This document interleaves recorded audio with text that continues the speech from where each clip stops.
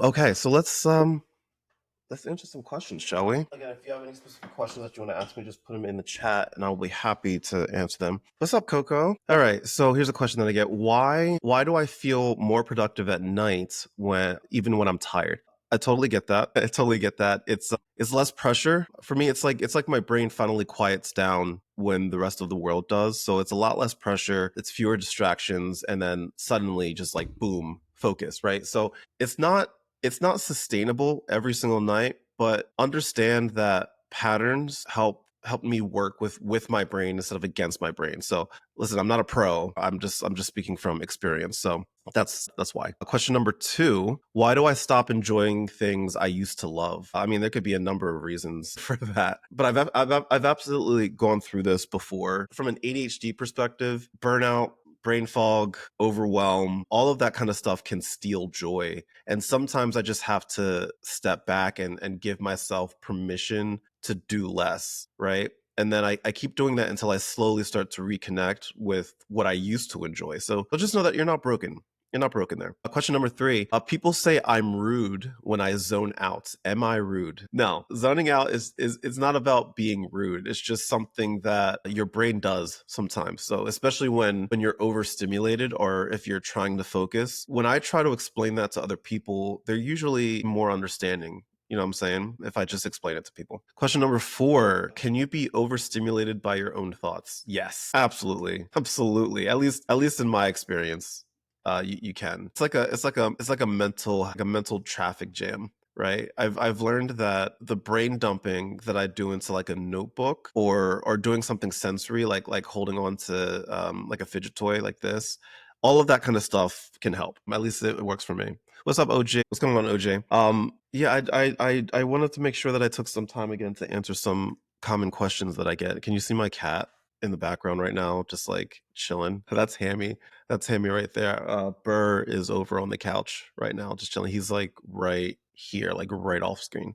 I have 2 cats. All right, question number 4. How do I handle transitions between tasks? I handle it poorly. I'm joking, but also kind of not. My brain doesn't like shifting gears, right? Even going from watching a show to brushing my teeth, that can sometimes feel like a mental cliff. So I found that countdown timers help, or creating little rituals between tasks. Things like closing my laptop and saying, okay, phase 1 completes. I know it feels cheesy. It cues my brain to shift a little bit.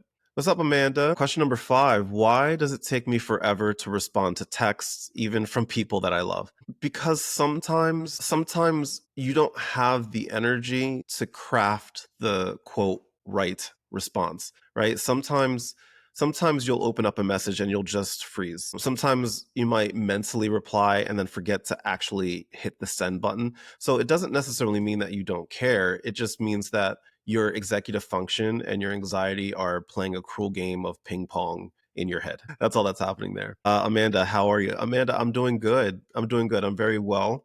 It's my birthday week. I turned 38 on this past Monday. I turned 38, so I'm feeling old. I'm feeling old. I kind of wonder if my son has ADHD. Well, Amanda, go talk to a mental health professional. See if that's something that you might want to get checked out for sure. Roy, good evening from the Netherlands. Hi, Netherlands. How are you? Thank you, Amanda. Thank you. Is it Illyria? I hope I said that right. Is it Illyria? Thank you. Always be light. Thank you. Thank you. Old and bitter. I haven't touched 40 yet, young buck. I'm getting closer though. I'm getting closer. Got it. That's a very pretty name. I like that.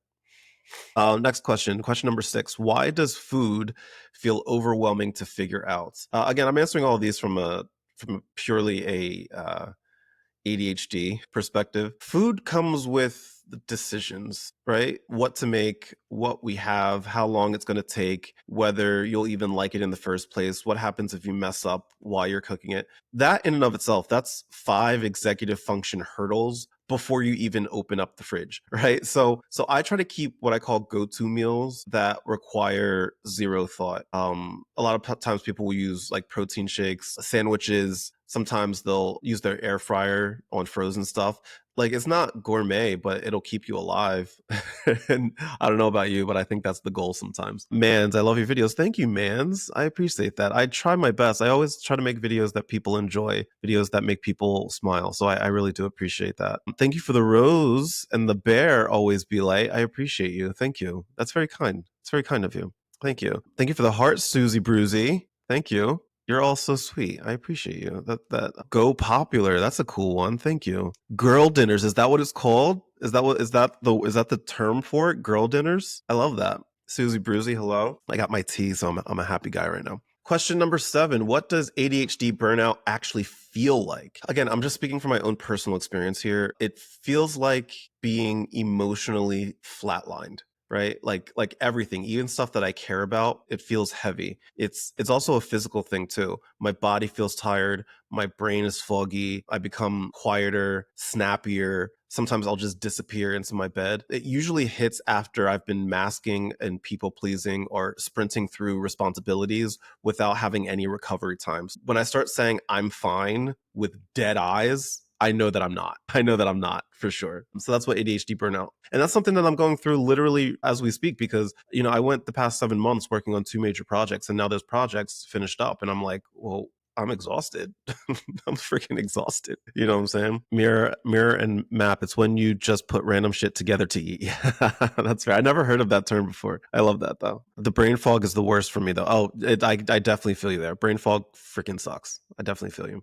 Question number 8. How do I deal with my all or nothing mindset? Wow. That black and white type of thinking has haunted me my entire life. I used to think that if I couldn't do something perfectly, then I shouldn't bother. You know what I'm saying? But now I aim for just a little better instead of I need to clean my whole house. I say things like I'll do one thing in 5 minutes, and then guess what? Sometimes that's enough. And sometimes it leads to more. Either way, I win. Question number 9. Why do I need constant stimulation but get overwhelmed by it too? It's such a confusing thing to live with. I crave input, things like, by input, I'm talking like music, scrolling, background noise, but then it hits a point where it's just too much. You know what I'm saying? And my brain feels like it's short circuited. So I've learned to switch between sensory input and decompression, like I'm tuning a radio dial, right? Stimulation, it isn't bad, but too much of that stimulation, it sometimes will fry my brain. Always be lights. I'm an introvert, so if I go out into a lot of people, I come home very overstimulated. That is a very introvert thing of you to say. So that's understandable. I totally get why you say that, for sure. That is completely understandable. April, May, June, 1216. ¿Cómo estás? I took French from my freshman year of high school all the way through my sophomore year of college. Ask me if I remember anything. Bonjour.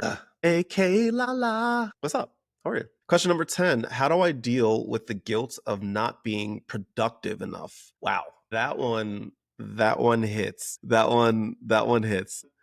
I've spent so long tying my worth to how much I get done.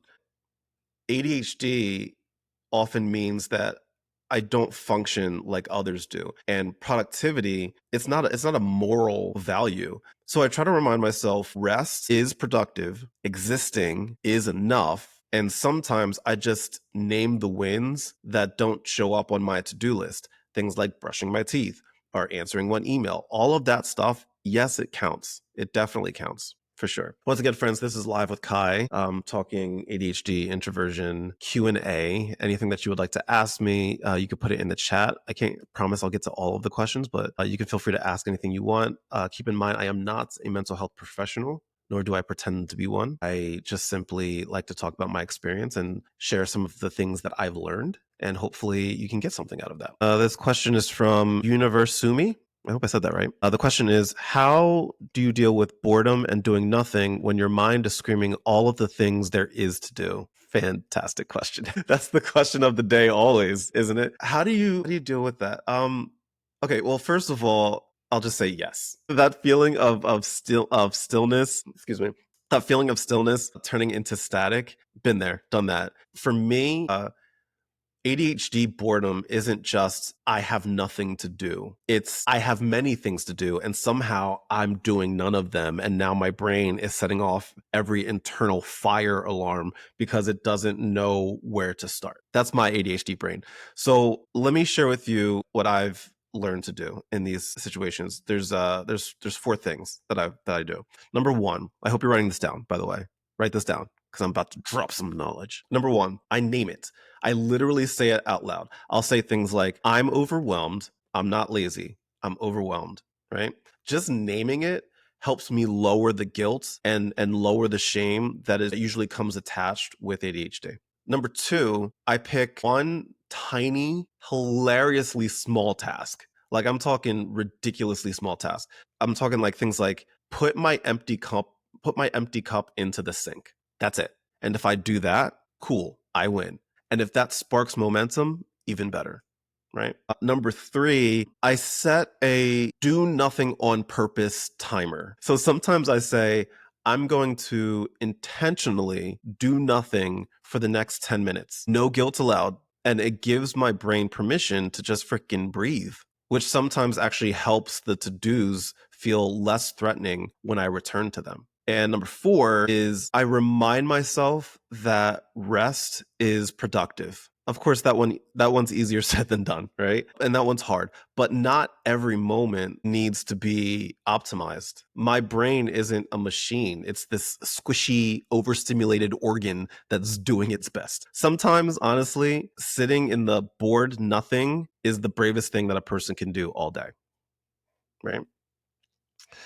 Kenji says, so important. Just completing my morning routine is an accomplishment. That's a win. That's a freaking win. Own that shit. So the spoon theory, it wasn't originally created for ADHD, but a lot of us use it because it really fits, right?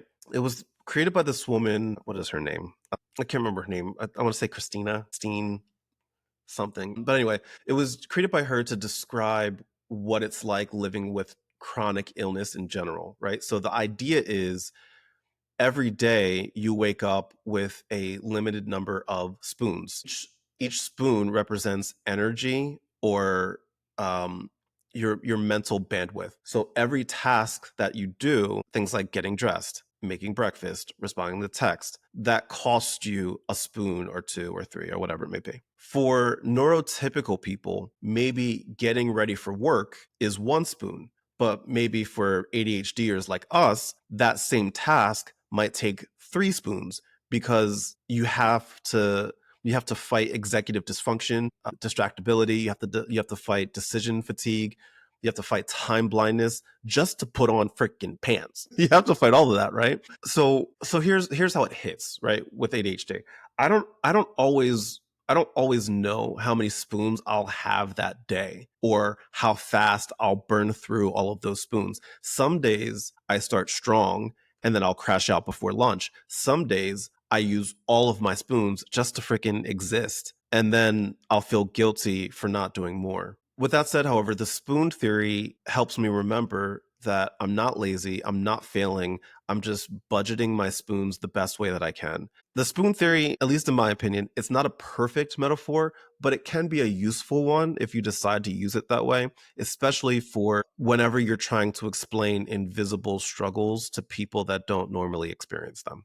If that makes any sense. I hope that answers your question. This next question is from Hummingbird.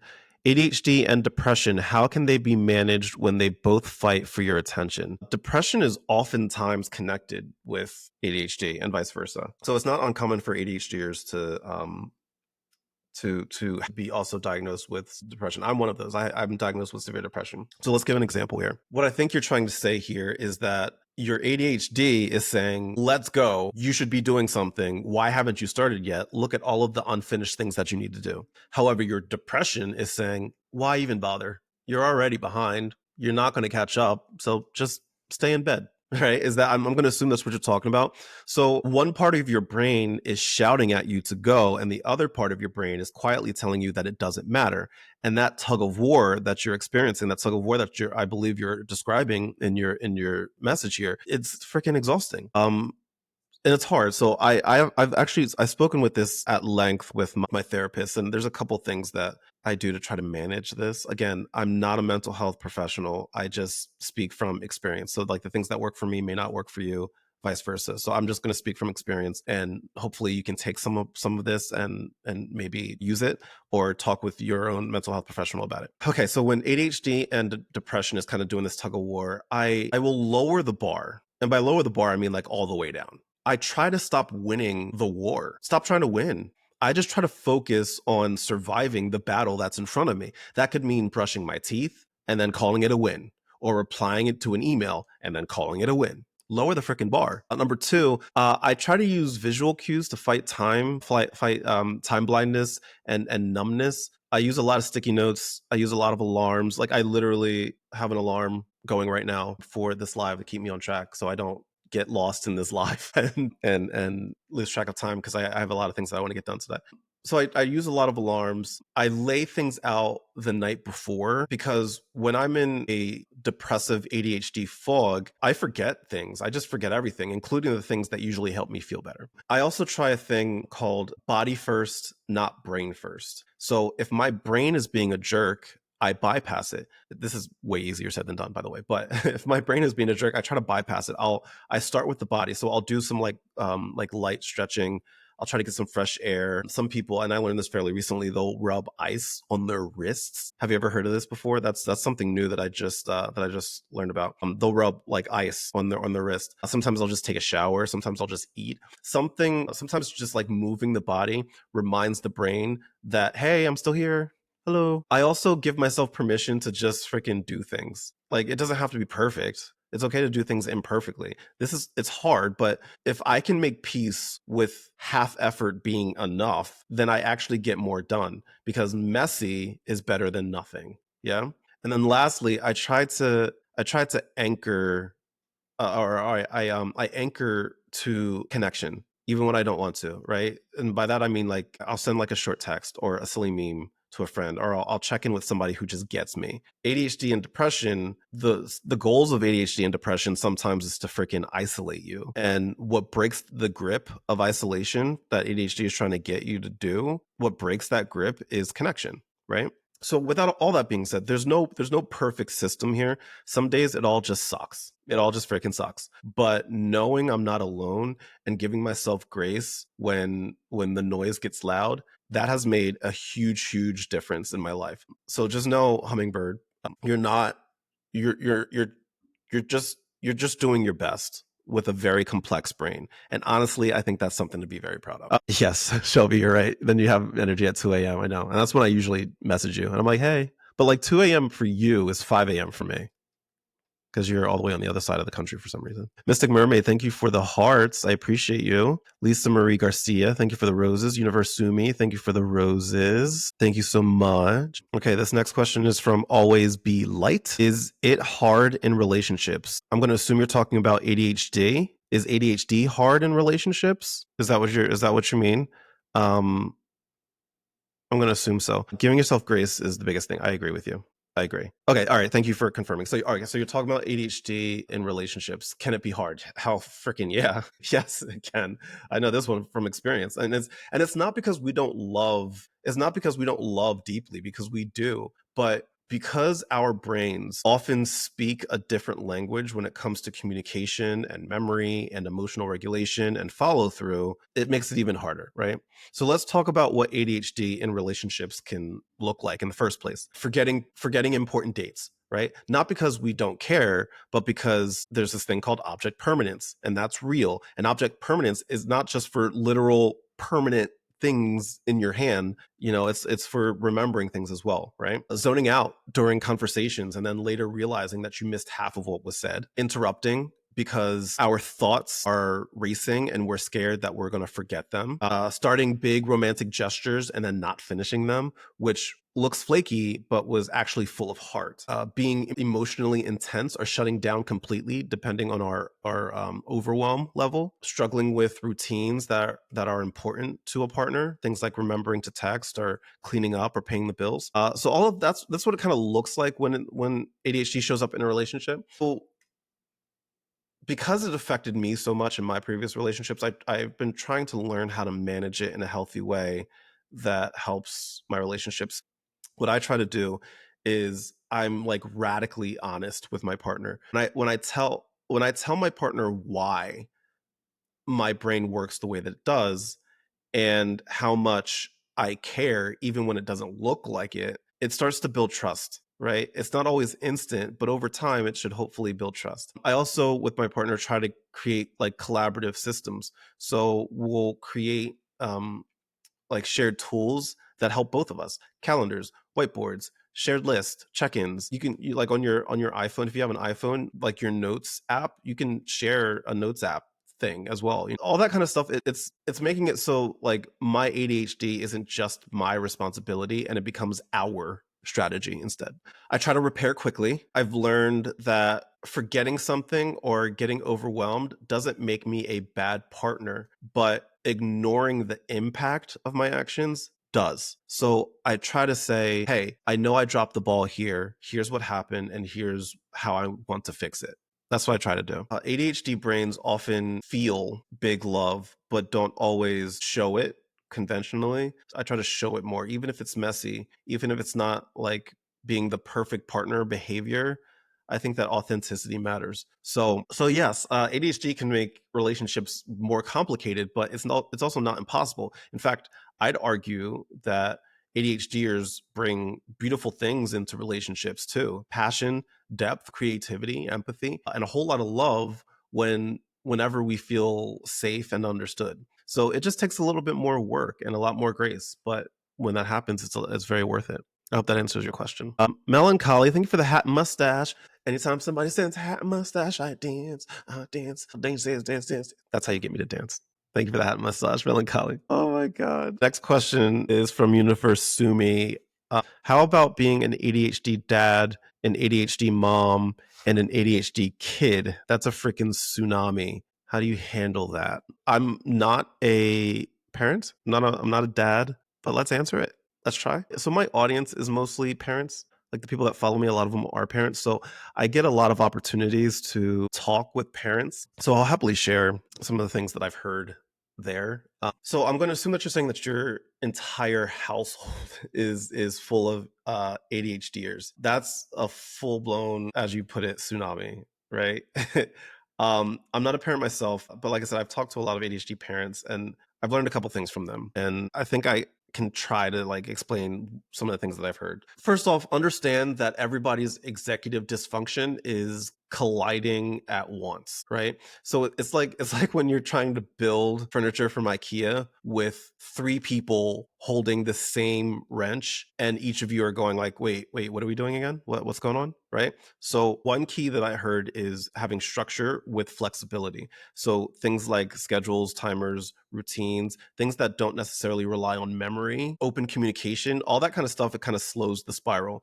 But you also have to be okay with pivoting when a plan falls apart, and Lord knows it will fall apart. It's just what happens, right? Give yourself some grace, right? Grace has to be the foundation, not just for your partner, but for you as well. You're all doing your best with brains that weren't wired for the traditional way the world expects families to function. That's not failure, it's just reality. So when the socks are somehow ending up on the ceiling fan, right, and the dishwasher's still full, give yourself grace over guilt. Connection beats control. If your house is messy, but your kid feels seen, you're winning. You're winning. If everyone forgot to switch the laundry, right, but you all laughed together while eating dinner, having a good time, you're winning. If you model what it looks like to struggle and you still keep showing up with love, you're winning. So at the end of the day, if there's one thing I've learned from speaking with these parents, it's that it's not about having it all figured out.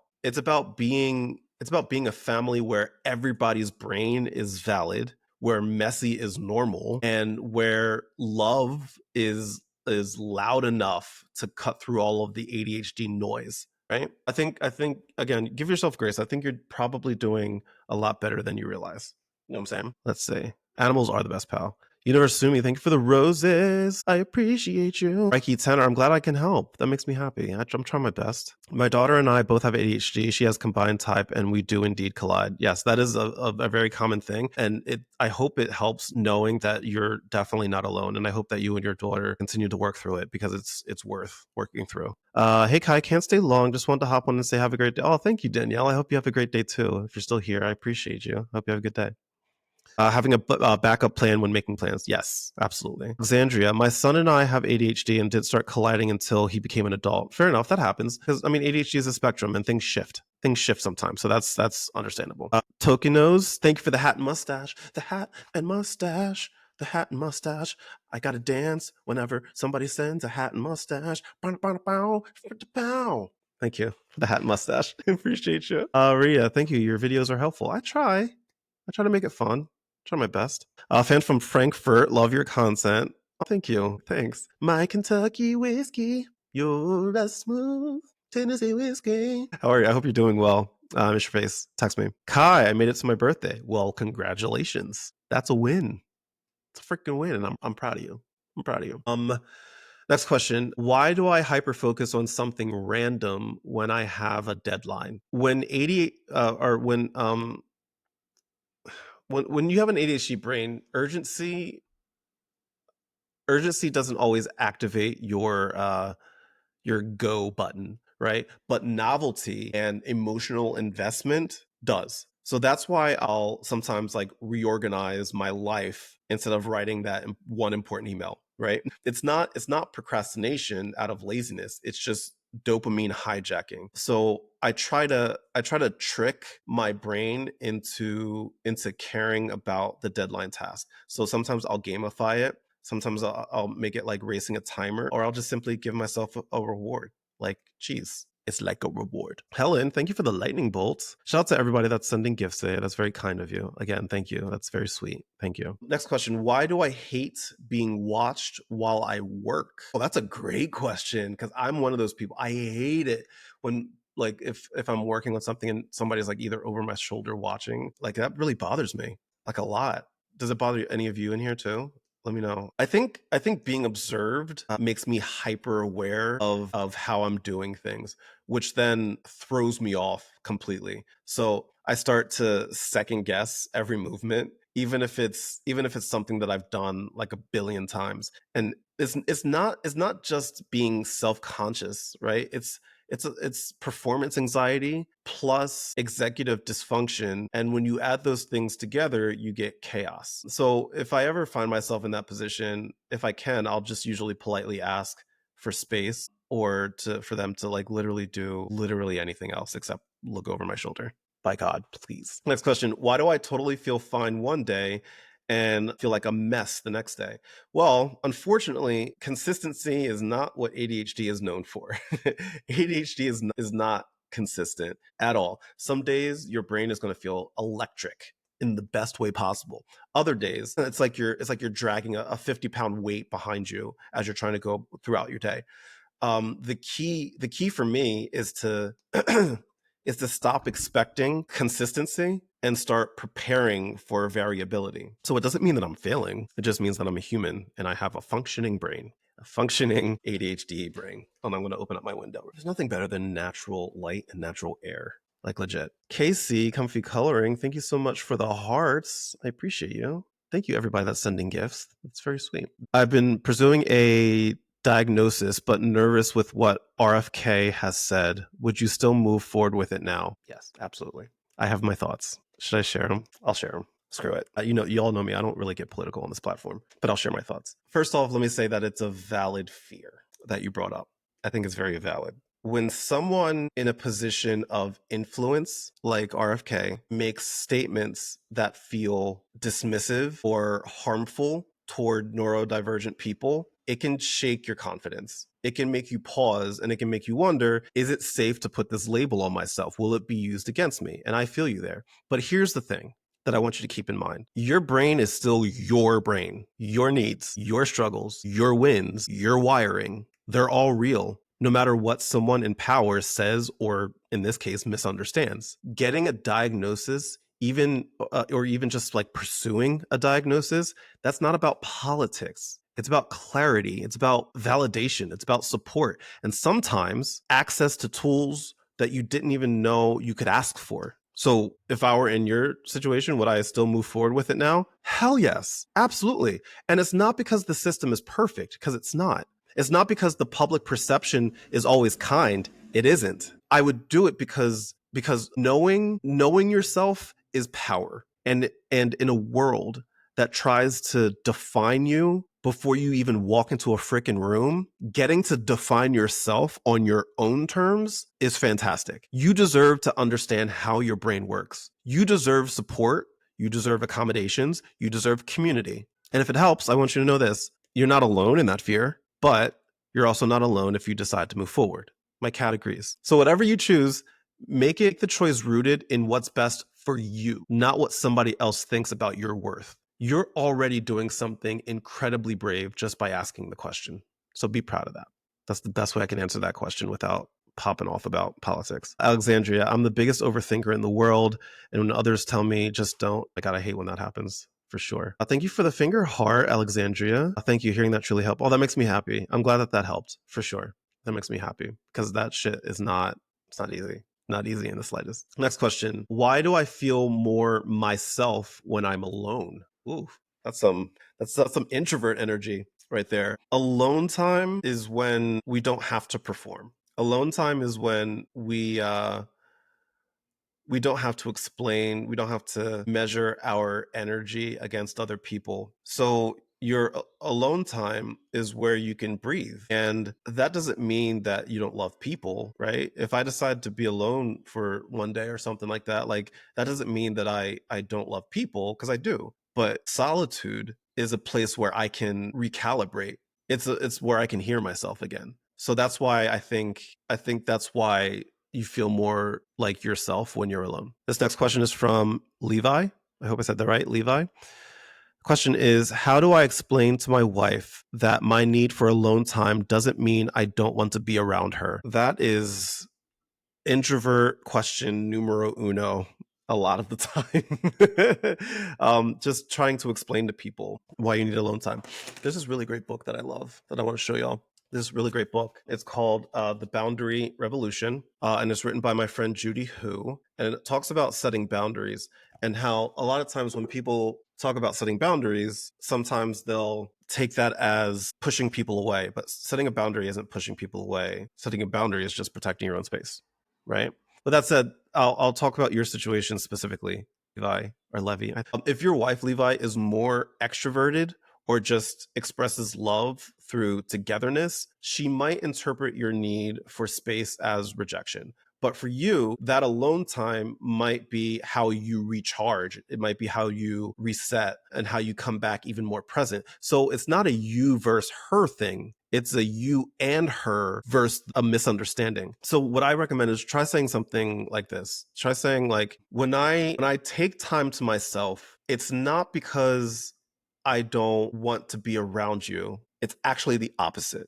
I want to show up fully when we're together. And I've learned that I can't do that if I'm running on empty. So my time alone helps me to refill my tank so I can connect even better with you. I think framing it like that takes maybe a little bit of the sting out of it, because it's not about escaping her. It's about honoring the relationship by taking care of yourself. With that said, you can also offer reassurance and structure, right? So saying things like, hey, I love you. I just need 30 minutes to decompress from work. This doesn't mean that I'm upset. It's just how I reset my brain. Let's do something together after I've had a little solo time. So now you're setting clear boundaries, but you're also giving loving reassurance. And when you do that, it's a magic combination. Now, if she has a hard time understanding it in words, you could try using an analogy that I like to use to explain some things, right? It's cliche, but it might work. So how phones charge really fast and some other phones take a little longer to charge. I'm a slow charger, but I still want to be connected. I just needed a little extra boost first, right?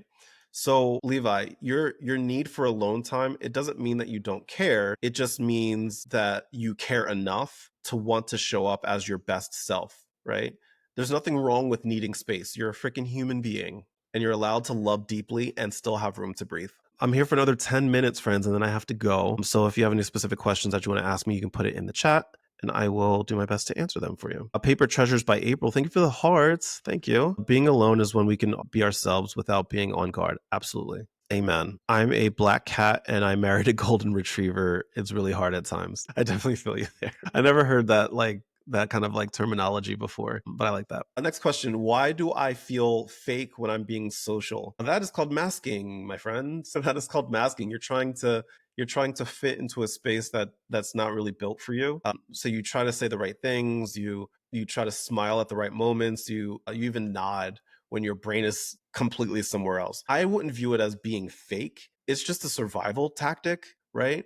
But afterwards, after all of that happens, you feel drained and you feel a little disconnected from yourself. So I think it's important for you to learn how to socialize in ways that honor who you are, not just who you think others want you to be. Ask yourself that question before you hang out next time with people. Next question. Why do I dread starting things, even fun ones? And with an ADHD brain, initiating things, whether they're fun or not, it requires a thing called activation energy. And with ADHD, that energy can sometimes feel impossible to summon. Even watching a show that you love or texting a friend that you adore, it can feel like climbing a mountain.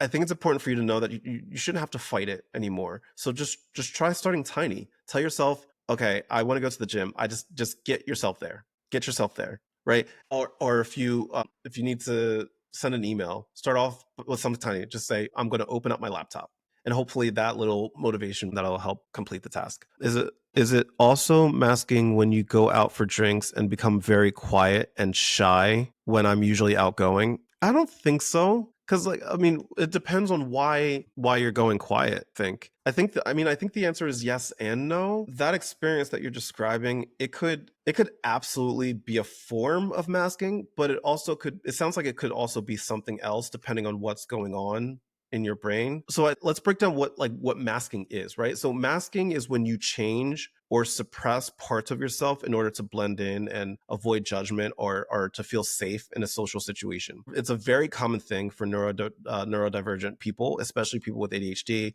autism, anxiety, sensory sensitivities, stuff like that. So if you're normally outgoing but find yourself becoming quiet and withdrawn in certain social settings, especially ones that are loud and overstimulating or are filled with unfamiliar people, that could be a form of masking or self-protection. You're not faking it, you're just adapting. And often you're doing that subconsciously. Sometimes you're doing it for survival, right? But also, let's talk context here. Going out for drinks adds a layer. You have noise, which can be super overstimulating. You have crowds, which can trigger social anxiety. You have the pressure to be on, especially if you're with people that expect you to be your usual social self. You might be with new people, or you might be in like an unpredictable situation, which can make it even worse. You know, even when it can make it worse, and it can make it difficult even for like an extrovert.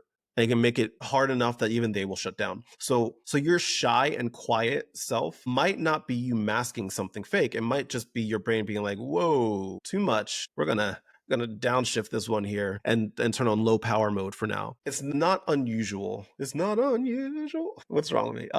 That's my ADHD brain right there. It's not unusual to flip from life of the party to something else, right, in a matter of minutes. That swing, it can often confuse people, even ourselves, but it's a very real thing when you're juggling sensory input, when you're self-monitoring, and when the social expectations, you're juggling all of those things at once. So what's the takeaway here? The takeaway is that it could be masking. It could also be overstimulation. It could also be social fatigue. It could also be anxiety. It could also be all of those things combined. With that said, though, you're not weird for feeling it, or weird for feeling like you're two different people in different spaces.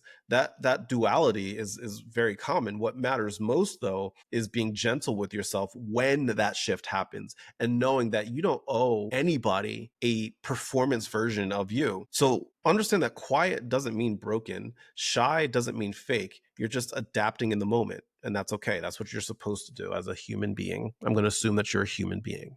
If so, congratulations. How relaxing is it to be with people that truly get you? The masks fall off and everybody's just real. the best feeling in the world. The best feeling in the world. I've learned to just not. I won't go out with people. If people are there, I have to mask around. Yeah, absolutely. You don't owe them shit. You don't owe them shit.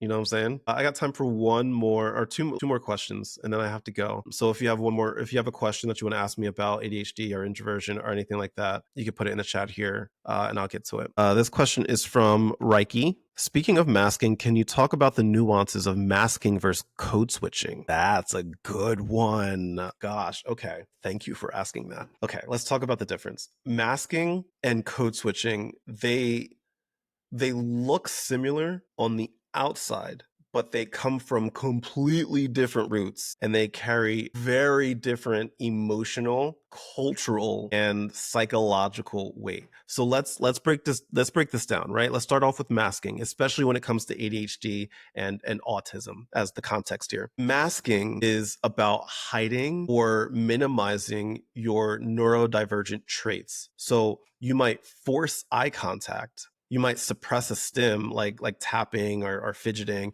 You might over rehearse what you're going to say, or you might acceptable social behavior. Right. With masking, it often comes from a deep fear of being judged or excluded or misunderstood. It's usually an unconscious and habitual thing that you do, and it's developed over years of being told directly or indirectly that your natural way of being is too much or not enough or just plain old wrong, right? So some examples of masking: smiling and nodding during a conversation when you're overwhelmed or confused, avoiding talking about your special interests so people don't label you as weird, or faking productivity at work so no one realizes that you're in executive dysfunction mode, right? So that's masking. Now let's switch over to code switching, especially when the context is cultural and racial identity. Code switching, it's when someone shifts their behavior, their tone, their language, or even their appearance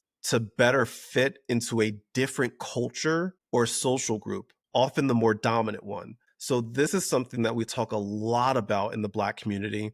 It's also talked a lot about in the Indigenous community, people of color in general, the LGBTQIA plus community, right? And other marginalized groups who've had to adapt to environments that weren't built for them, right? So it's about survival, it's about acceptance, and it's about safety. It's also deeply tied with identity, right? And the awareness of when and why you code switch. So let's some examples of code switching, right? I'm Black. Surprise. I work in the corporate world, right? So a Black person in the corporate world, we might change our speech patterns if our corporate office is mainly white in order to avoid being stereotyped, right? A person in the LGBTQIA plus community might downplay their mannerisms or their lifestyle in order to avoid harassment, right? Or maybe somebody will adjust their accent depending on who they're talking to,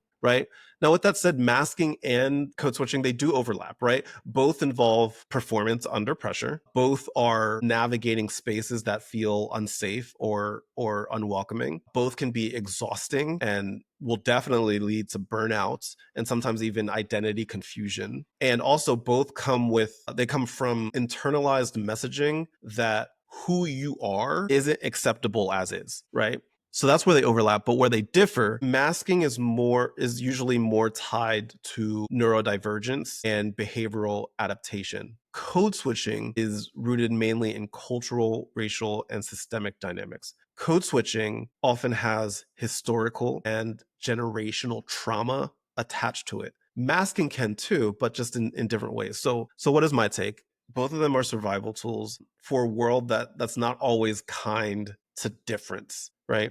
Both masking and code switching are emotionally taxing. And in my opinion, at least, neither should be required for someone to be accepted or respected, or more importantly, safe. So when somebody says that they're masking or code switching, honor the weight of that, right? Both are incredibly layered, both are real, and neither means that someone's being fake. They're just adapting in ways that they've learned to protect themselves, right? So that's a great question. I hope that kind of nuance helps, because we need that kind of stuff to have important conversations like that. All right, last question. That's from Universe Sumi. What's the best answer you'd give to a person who doesn't believe in ADHD? I just made a video about this. Go watch one of my latest videos. I literally just posted a video about this last night. If you go onto my page, I literally, no lie, just posted about this. Look, I get it. It's hard to believe in something that you can't physically see, right? I get it. We live in a world that still struggles to understand invisible disabilities. But just because you can't see ADHD the way that you can see like a broken leg, that doesn't mean that it's not real. People with ADHD aren't looking for excuses. We're looking for understanding. We're looking for tools. We're looking for a way to function in a world that wasn't built for our brains. I would say to the person that ADHD isn't being lazy or hyper. It's just about how the brain regulates attention and emotion and time and motivation. ADHD, it affects how we process information. It affects how we start tasks. It affects how we stay organized. It affects our emotions. It affects how we eat lunch. It shows up differently in everybody that's diagnosed with it. And yeah, it's incredibly debilitating. And for some people, it's like trying to focus when you have so much bullshit going on around you. Pardon my French, right? Also, to anybody that says that ADHD isn't real, let the record show science is not on your side, my guy. Science is not on your side here. Like, there are decades of peer-reviewed brain imaging and clinical work that back up the legitimacy of ADHD. The American Psychiatric Association recognizes it. So does like nearly, if not all, every single neurologist and psychologist, pediatrician, the World Health Organization. Like, this isn't new. It's just finally something that we're talking about more, especially for adults who were often overlooked growing up.